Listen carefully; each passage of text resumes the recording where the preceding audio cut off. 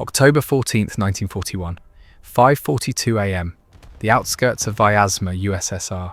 The frost hasn't just settled on the window panes of the repurposed elementary school. It has bitten through the glass, creeping into the marrow of the 50 men left behind inside. This is Field Hospital Unit 42. The air here doesn't smell like morning. It smells of gangrene, wet wool, old blood, and the metallic tang of fear.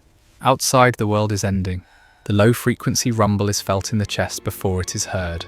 It is the distinct, grinding mechanical shriek of Panzer IV tracks churning through the mud and slush of the Smolensk road. The Red Army lines have collapsed. The evacuation trucks left 6 hours ago, packed with the walking wounded and the officers. Inside the dimly lit triage room, formerly a first-grade classroom, Senior Sergeant Natalia stands over a basin of cold water. She is 22 years old, with eyes the colour of the slate-grey sky outside. She is scrubbing her hands, not to sterilise them for surgery, but to steady them. "They are here, little sister. You have to hide." The whisper comes from bed 7. It is Private Volkov, a boy younger than she is, his leg shattered by mortar shrapnel. He tries to push himself up, but he is too weak. Natalia dries her hands on a rough towel. She doesn't look at Volkov. She looks at the reflection in the darkened window. Her white apron is stained with rust-coloured spots, the map of a week's worth of failed surgeries. She adjusts her headscarf, the Red Cross symbol prominent on her chest. To the world, she is a non-combatant, a healer, a soft target. "I am not hiding, Volkov," she says softly. Her voice is devoid of the trembling that shakes the floorboards. She walks over to the heavy oak desk near the entrance. Underneath a pile of bloody bandages and patient logs, her hand finds the cold, reassuring weight of steel. A Tokarev TT-33 service pistol. It belonged to the political commissar, who died on the operating table an hour ago. She checks the magazine. 8 rounds of 7.62 mm ammunition. She slides it back into the grip with a sharp click that echoes too loudly in the silence. She racks the slide. 1 in the chamber. The hammer is cocked. With practiced movements, she slips the heavy pistol into the deep right pocket of her starched white apron. The fabric sags slightly, but if she keeps her hand inside, clutching the grip, it looks like she is simply resting her hand or searching for a bandage. She grabs a second magazine and tucks it into her waistband at the small of her back, hidden by the folds of her uniform. Crash! The front doors of the school, 2 floors down, are kicked open. The sound of foreign voices drifts up the stairwell. German, harsh, guttural commands barking in the freezing air. "Sichern erster Stock." Secure first floor. The heavy thud of jackboots, the infamous Marschstiefel, hammers against the wooden steps. They are moving fast, confident in their victory, expecting cowering wounded or fleeing stragglers. Natalia looks around the room. There are 12 men here who cannot walk. 12 men who are now looking at her with wide, terrified eyes. They have no weapons. The retreat order stripped the wounded of arms to supply the front lines. She is the only thing standing between them and the Wehrmacht. She walks to the centre of the hallway, directly at the top of the stairs. She stands under the flickering light of a dying kerosene lantern. She clasps her hands in front of her stomach, her right hand buried deep in the pocket, fingers wrapped around the checkered grip of the Tokarev. Her thumb rests on the hammer. The footsteps get louder. Clump, clump, clump.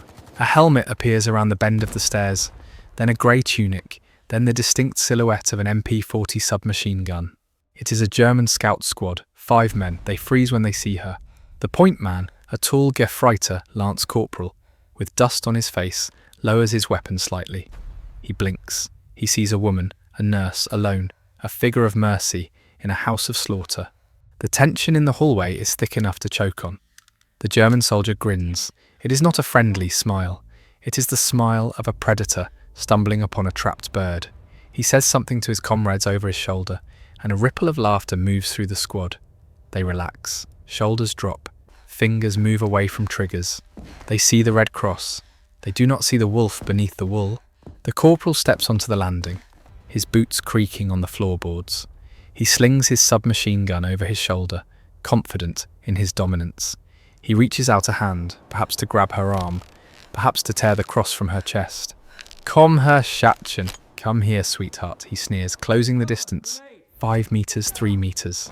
Natalia's face remains a mask of porcelain calm. She waits. She needs him close. She needs to ensure the first shot counts, because once the noise starts, there is no turning back. 2 meters. She can smell him now. Tobacco, sweat, and leather. He reaches for her shoulder. Bang! The explosion of the Tokarev in the confined hallway sounds like a cannon shot. The bullet tears through the white fabric of her apron, uncased, and strikes the corporal directly in the throat. He doesn't even have time to look surprised. He collapses backward, gurgling, his hands clutching at a neck that is no longer whole. Before his body hits the floor, Natalia is moving. The angel vanishes. The soldier emerges. She rips the pistol free from the burning hole in her pocket, levelling it at the second soldier on the stairs. He is still fumbling to raise his rifle, his mind unable to process that the prey has just bitten back. Bang, bang, 2 shots to the chest. The second German tumbles backward, knocking over the man behind him. The stairwell erupts into chaos, shouts of confusion mixed with the screams of the dying. Natalia doesn't retreat into the ward. She advances. She steps to the edge of the stairs, firing down into the tangle of grey uniforms. She is not firing wildly. She is firing with the cold, rhythmic precision of a metronome. 1 shot, 1 step, 1 shot, 1 step. This is not a massacre. This is a hunt. October 14th, 1941, 5:44 a.m. The stairwell, Field Hospital 42. Chaos creates its own geometry. In the narrow wooden throat of the stairwell, the German squad is tangled in a mass of limbs and panic. They expected resistance from a machine gun nest or a platoon of infantry, not a lone woman standing in the open with a pistol. Natalia fires again. Bang! A soldier attempting to unslung his Mauser Kar 98K rifle takes a round to the shoulder. The impact spins him around, sending him crashing into the railing. The old wood splinters and he tumbles over the side, hitting the ground floor with a sickening thud. Bang, bang, she fires twice more, aiming low into the mass of grey. She isn't aiming for heads anymore. She is aiming for anything that moves. A leg, a stomach, a hip. At this range, a hit is a kill, or at least a neutralization. Click! The slide of the Tokarev locks back. The weapon is empty. The sound is faint, but to a trained ear, it screams vulnerability. Below, a voice screams in German, Nachladen, silat nach vorwärts. Reloading, she's reloading, forward. Natalia doesn't freeze. She doesn't panic. She pivots on her heel, the rubber sole of her boot squeaking on the blood-slicked floor, and ducks behind the thick plaster wall of the door frame. Her breathing is ragged now, the adrenaline dumping into her system like battery acid. Her hands move in a blur of motion that feels agonizingly slow to her mind. Thumb hits the release. The empty magazine clatters to the floor. She reaches behind her back. Her fingers fumble for a split second, a terrifying microsecond of error, before gripping the spare magazine. Footsteps are thundering up the stairs. They are coming. The element of surprise is gone. Now it is a race. She slams the fresh magazine home. She hits the slide release. The bolt snaps forward, stripping a fresh round into the chamber. She spins back around the corner, just as the first helmet crests the top step. It is a young soldier, barely older than the patients lying in the room behind her. He has a bayonet fixed to his rifle. He is 5 feet away. He lunges, a primal scream tearing from his throat, the steel blade aiming for her chest. Natalia drops to one knee. It is an instinctive, desperate move. The bayonet stabs the air, where her heart was a fraction of a second ago, the blade burying itself deep into the door frame with a dull thwack. Before the soldier can wrench it free, Natalia extends her arm. The muzzle of the Tokarev is inches from his tunic. Bang! The muzzle flash singes his uniform. The soldier collapses instantly, sliding down onto her, his heavy weight pinning her legs. She grunts, shoving the dead weight off her with a strength she didn't know she possessed. She scrambles backward, crab walking across the floor as bullets begin to chew up the wall where she just was. Splinters fly like angry hornets. She is back in the triage room now. The hallway is a kill zone, but she has bought time. Natalia, she looks over. The wounded men are staring at her. The fear in their eyes has been replaced by something else. Disbelief. Awe. She scrambles to her feet, wiping a splatter of blood from her cheek. She looks at the pistol. 4 rounds left, maybe 5. It's not enough.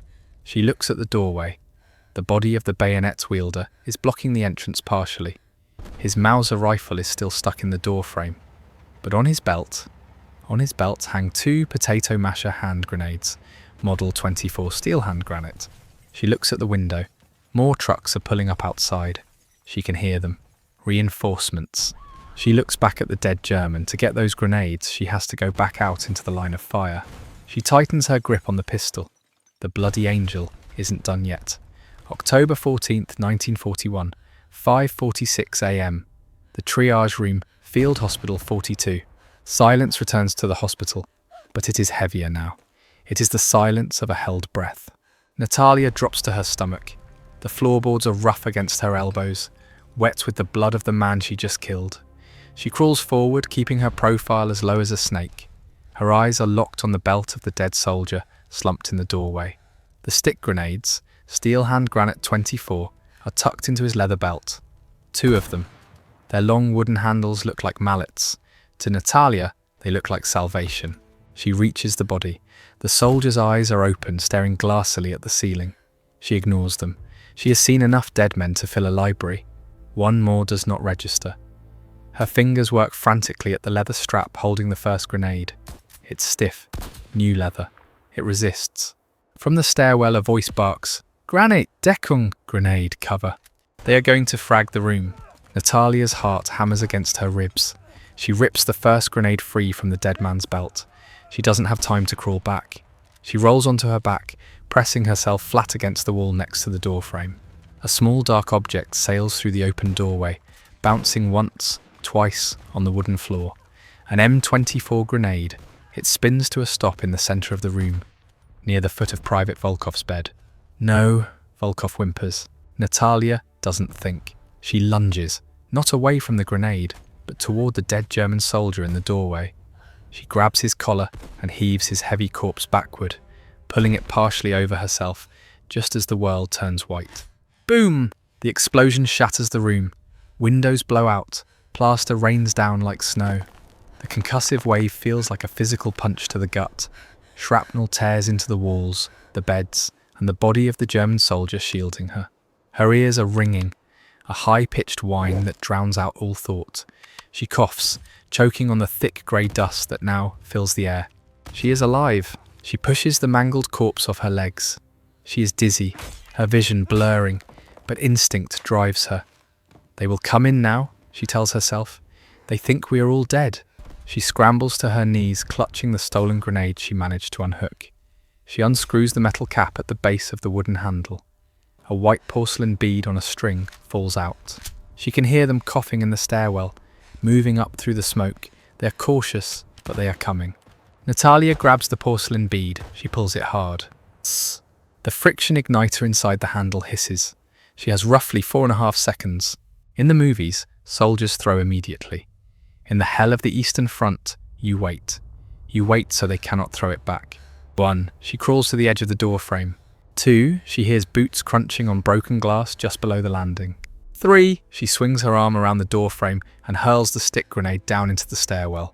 It clatters against the wall. A German voice screams, a sound of pure, unadulterated panic. Scheisse! Crack boom! The explosion in the confined stairwell is devastating. It acts like a chimney, channeling the blast force upward and downward.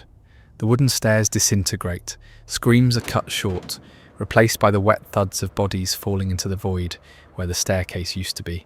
Natalia slumps back against the wall, gasping for air. Her white uniform is now grey with dust and black with soot. The red cross on her chest is barely visible. She looks into the room. Private Volkov is covered in debris, but he is moving. He gives her a thumbs up, his hand shaking violently. She looks back at the doorway. The stairwell is gone. The direct route is cut off, but that won't stop them for long. They have ladders, they have ropes, and they have tanks. But for now, the second wave is dead. Natalia crawls over to the dead German scout she first shot, the corporal with the MP40. His body lies near the landing. The floor is treacherous, threatening to give way, but she needs that weapon. She reaches out, her fingers closing around the cold metal of the submachine gun. She strips the ammunition pouches from his belt. She stands up, legs trembling but holding. She racks the bolt of the MP40. She is no longer defending a hospital. She is holding a fortress. October 14th, 1941. 6:15 a.m. The second floor, Field Hospital 42. The silence returns, but this time it is different. It is not the silence of uncertainty. It is the silence of preparation. Down in the courtyard, the grinding of gears has stopped. The shouting has ceased. The Germans have realized that the stray dog in the attic is actually a wolf. Natalia checks the magazine of the captured MP40. It is heavy, stamped steel, cold enough to burn her skin. She has never fired a German submachine gun before, but she has watched the infantryman pull the bolt back, squeeze the trigger, hold it tight. She moves to the window, keeping her body hidden behind the thick brick pier between the shattered panes. Below, through the lifting fog, she sees them. An officer in a peaked cap is gesturing angrily at the schoolhouse. He is pointing at the windows. He doesn't know it's a woman up here. He thinks he's facing a squad of Red Army stragglers. Suddenly a voice booms from below. It is amplified, perhaps by a megaphone, perhaps just by the sheer lungs of a man used to shouting over artillery. The German is broken, accented, but understandable. Ivan, give up. The stairs are gone. You have no water. You have no hope. Send out your officer. Natalia leans her head back against the brickwork. A grim smile touches her lips. Send out your officer. She looks at Private Volkov. He is clutching a scalpel she gave him. A pathetic defense against a battalion. But it is all he has. Do we answer? He whispers. We answer, Natalia says. She steps into the frame of the window, raising the MP40. She doesn't aim at the officer. He is too far, and the submachine gun is inaccurate at distance. She aims at the Kubelwagen jeep parked next to him, where a radio operator is standing. Rat-tat-tat. The MP40 chatters, a distinct mechanical sound, faster and higher pitched than the Russian PPS-41. Glass shatters on the German jeep. The radio operator dives into the mud. The officer flinches, his cap flying off as he scrambles behind the vehicle. The answer is delivered. Feuer frei! Open fire, the officer screams from cover. Bullets hammer the brick facade of the school. They zip through the window, punching holes in the blackboard on the far wall. Natalia is already on the floor crawling. They won't come up the stairs, she shouts to the wounded over the noise. Watch the windows. She hears the heavy thump of ladders hitting the side of the building. They are coming up the face of the structure. Natalia scrambles to the next room, the library. A ladder top appears at the windowsill. Two grey-gloved hands grip the ledge. A helmet rises. She doesn't hesitate. She rises from behind a tipped-over bookshelf and fires a short burst. Rat-tat. The German soldier takes the rounds in the face. He falls backward, his body knocking the ladder away from the wall. It crashes down into the courtyard, taking a second screaming soldier with it. Kill count 8, but there are more. Another ladder on the far side. A grappling hook is thrown through the triage room window. Natalia runs back. She is a whirlwind of white and grey. She is everywhere at once. She sees a German boot swinging over the sill of the triage room. A soldier is straddling the window frame, trying to bring his rifle to bear. She is out of ammo in the MP40. She throws the empty gun at him. The heavy steel strikes him in the chest, throwing him off balance. As he stumbles, she draws the Tokarev from her apron pocket. Her faithful companion. Bang! The soldier slumps over the sill, half in, half out, his blood dripping onto the floorboards. Kill count 9. She rushes to him, grabbing his rifle, a Kar 98K, and shoving his body out of the window to fall 2 stories down. She is panting, her lungs burning. Her hands are black with gunpowder. She has held them off for 30 minutes. But as she looks down into the courtyard, her heart stops. The Panzer IV tank that was idling down the street has turned its turret. The long black barrel of its 75mm cannon is elevating. It is pointing directly at the second floor. The game of cat and mouse is over. The cat has brought a sledgehammer. October 14th, 1941, 6:22 a.m. Field Hospital 42. The muzzle brake of the Panzer IV flashes, a sudden violent starburst in the grey morning. Krakoom, the 75mm high-explosive shell, does not hit the window. It slams into the brick pier between the library and the triage room. The impact is catastrophic. The entire outer wall of the second floor disintegrates in a shower of red brick dust and splintered timber. Inside, the world turns upside down. The shockwave lifts Natalia off her feet and throws her across the room like a rag doll. She slams into the far wall, the breath driven from her lungs. The ceiling partially collapses, burying the bed of Private Volkov under a mountain of lath and plaster. For a moment, there is only the high-pitched ringing in her ears, the sound of a nervous system overloaded. Then the coughing starts. Thick, choking dust billows through the gaping hole in the wall. Through the ringing, she hears a new sound. Crunch, crunch. Boots on rubble. The tank shell wasn't meant to kill everyone. It was a battering ram. The Germans have placed a ramp, or a ladder, against the collapsed section. Through the swirling dust, silhouettes emerge. The stormtroopers, Sturmtruppen. They move methodically, bayonets fixed, gas masks on, looking like insectoid monsters in the haze. Natalia tries to stand, but her left leg screams in protest. A piece of shrapnel or falling timber has gashed her thigh. She ignores the pain. Pain is for the living. She is fighting for the dead. She reaches for the Kar 98K rifle she took from the window soldier. The wooden stock is cracked, but the action looks clear. A German soldier steps through the smoke, scanning the room. He sees the pile of debris covering Volkov. He raises his rifle to put a mercy bullet into the rubble. Natalia, propped up against a tipped-over cabinet, lifts the heavy Mauser. Her hands are shaking, but as she exhales, the sights align. Bang! The rifle kicks hard against her bruised shoulder. The German soldier crumples, the bullet piercing his chest. Kill count 10. The shot reveals her position. Didrub and Lynx over there left. Two more soldiers emerge from the breach, moving fast. They see her, a small white-clad figure amidst the ruin. They don't fire immediately. They rush her, perhaps wanting to take the female sniper alive, or perhaps just trusting their bayonets in the tight quarters. Natalia cycles the bolt of the Mauser. Up, back, forward, down. It is a slow, rhythmic dance compared to the automatic fire of the MP40. The lead soldier is 10 feet away. Bang! He drops mid-stride, his momentum carrying his body forward until he slides to a halt at her feet. Kill count 11. The last soldier is on her. He is too close for her to cycle the bolt again.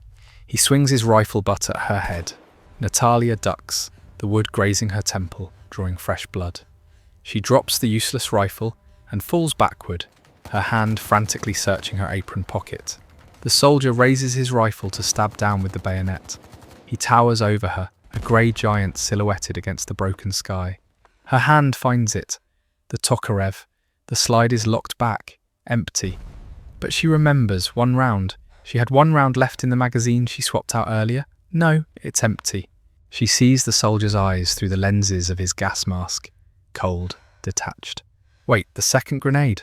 She had taken 2 grenades from the dead scout in Section 3. She used one in the stairwell. The other is still clipped to her belt, heavy and awkward. As the bayonet comes down, she rips the stick grenade from her waist. She doesn't have time to unscrew the cap. She doesn't have time to pull the cord. She swings the heavy steel head of the grenade like a hammer. With a primal scream, she smashes the warhead into the soldier's knee. He howls, buckling. As he falls, his face comes level with hers. She reverses her grip, grabbing the stick handle, and strikes him across the temple with the steel canister. Once, twice. He collapses, unconscious or dead, onto the pile of rubble. She scrambles over him, grabbing his Luger pistol from his holster. She presses the barrel to his chest. Bang! Kill count 12. The room falls silent again. The dust begins to settle. Natalia sits amidst the carnage. 12 men, an entire squad. She looks at her hands. They are stained red, not just with the blood of her patients, but with the blood of her enemies. She is no longer just a nurse. She has become the myth. Outside, the tank engine revs. More voices, a lot of them. She checks the Luger, 7 rounds. She looks at the hole in the wall. The sun is rising, casting a pale golden light on her face. "Come and get me," she whispers.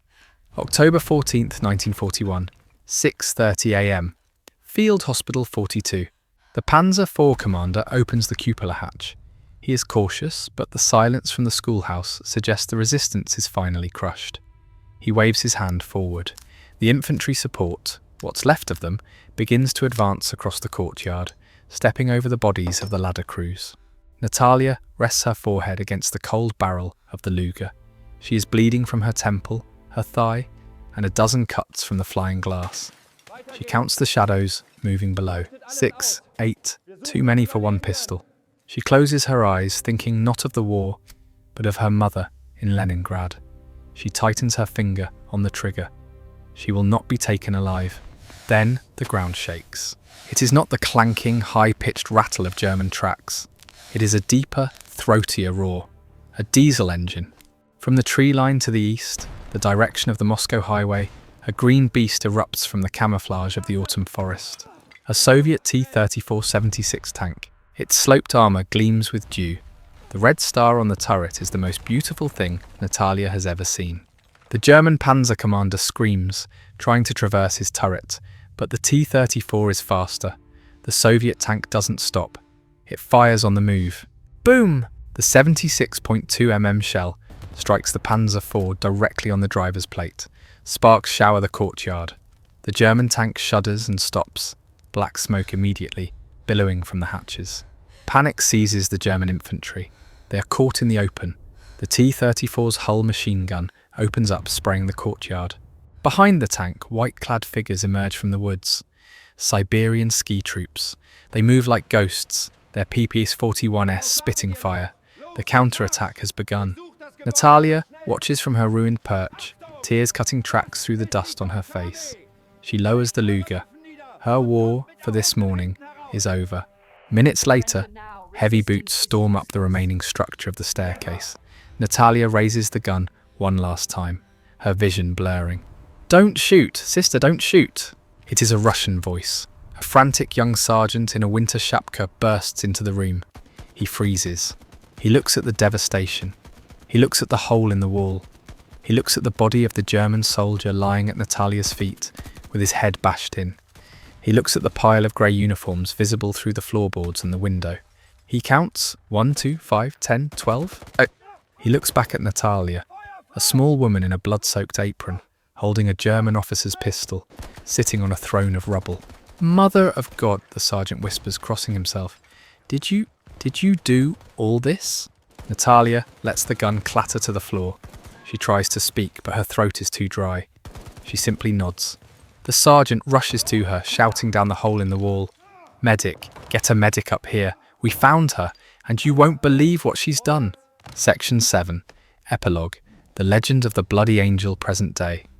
The Military Medical Museum, St. Petersburg. The camera pans slowly across a glass display case. Inside, resting on red velvet, is a faded, blood-stained nurse's apron. Next to it sits a rusted Tokarev TT-33 and a captured iron cross. Narrator. In the chaos of the Vyazma pocket, thousands of stories were lost to the mud and the snow, but the story of Field Hospital 42 survived. The camera cuts to a black and white photograph. It shows a young woman, face bandaged, smiling wearily, next to a T-34 tank crew. Narrator. Natalia survived the war. She returned to the front lines just 3 months later, not just as a nurse, but as a symbol. The soldiers called her the Bloody Angel.